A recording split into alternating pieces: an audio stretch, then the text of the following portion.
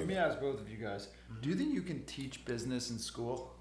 Oh, yeah, I think you can. You A can. little bit. But I think either you are an entrepreneur or you're not. I think the reason I always worked for myself, so I did, even when I was in high school, I kind of had my own business. I was always working. I was a busboy in a deli, and then I got a job one summer in the warehouse of this company that imported shirts from India. Okay. And one weekend they had they'd order small, medium, large, and extra large, and all the extra larges and mediums were sold, and they had odd sizes, and the retailers uh, wouldn't take it unless it was the proper mix. Right.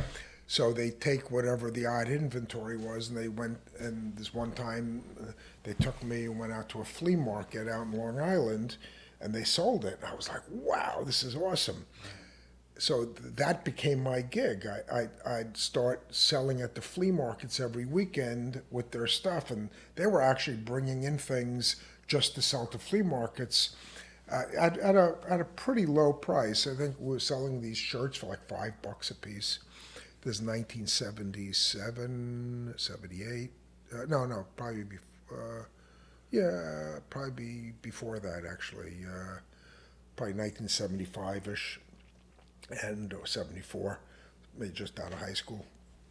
And I'd go out to Long Island and I'd start selling these shirts, and I'd come home with like $400 in $5 bills, like a stack of bills, and the company let me split it with them 50-50. I was making a couple $100 a weekend in cash. I remember my dad's eyes were bugging out of his head. He couldn't believe it.